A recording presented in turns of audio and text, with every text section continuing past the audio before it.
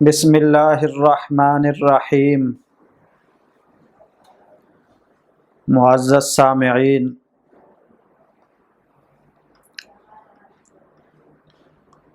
جو شخص اللہ پر توکل کرتا ہے تو اللہ جل جلالہ اس کے لیے کافی ہو جاتے ہیں، اور جس کے لیے اللہ کافی ہو جائیں اس کے لیے کسی کام میں کوئی رکاوٹ نہیں بن سکتا۔ چنانچہ آپ حضرات کے سامنے ایک ایسا واقعہ بیان کروں گا جس میں ایک بچے کی پیدائش ہوئی اس کی والدہ کی وفات کے بعد، یعنی وہ قبر میں پیدا ہوا، اور اللہ کی قدرت سے یہ بعید نہیں ہے۔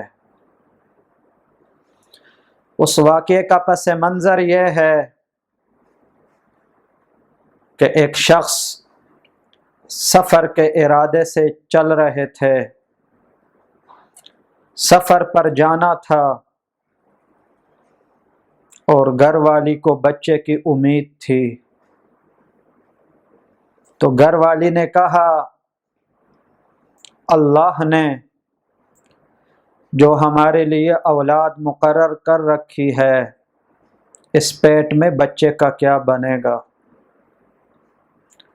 تو خاوند نے کہا جو کچھ تیرے پیٹ میں ہے اس کو اللہ کے سپرد کرتا ہوں،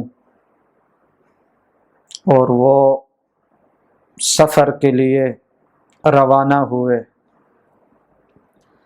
واپسی پر آئے تو دروازے کو مقفل پایا، تالا لگا ہوا تھا۔ پوچھا کیا وجہ ہے؟ گھر والی نہیں، تو بتایا گیا کہ وہ تو اللہ کو پیاری ہو گئی ہے، وفات ہو گئی ہے۔ ان کا چچا زاد بھائی اس شخص کو اپنی بیوی کی قبر پر لے گیا تو دیکھتا ہے کہ آگ قبر سے نکل رہی ہے، شعلہ نکل رہا ہے، نور نکل رہا ہے، روشنی نکل رہی ہے۔ چچا زاد بھائی سے پوچھا یہ کیا ہے؟ اس نے کہا ہر روز رات کے وقت بابی کی قبر سے یہ آگ نکلتی ہے۔ یہ بیچارے پریشان ہوئے کہ وہ تو اللہ کی نیک بندی تھی، عبادت گزار تھی، آخر کس عذاب میں مبتلا ہے؟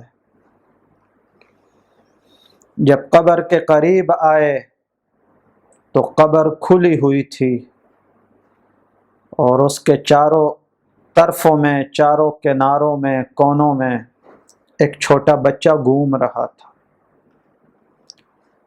تو غیب سے آواز آئی کہ اے شخص، یہ تیرا بیٹا ہے، یہ تیری امانت ہے، اے اپنی امانت کو اللہ کے سپرد کرنے والے، اس امانت کو گھر لے جاؤ، کیونکہ جو اللہ کے سپرد کسی چیز کو کر دیتا ہے تو وہ اس کو مل جاتی ہے، وہ محفوظ ہو جاتی ہے، ضائع نہیں ہوتی۔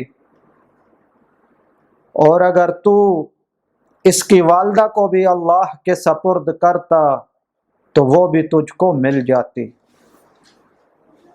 تو اس واقعہ سے دو سبق حاصل ہوئے، ایک یہ کہ اللہ کی قدرت بہت کامل ہے، وہ ہر چیز پر قادر ہے، قبر میں بھی بچہ دے سکتا ہے انسان کو۔ اور دوسرا یہ سبق ملا کہ اللہ پر جیسا بھروسہ کریں گے اسی کے اعتبار سے اللہ جل جلالہ کا معاملہ ہوگا، بے شک وہ علیم اور قدیر ذات ہے۔ وما علینا الا البلاغ۔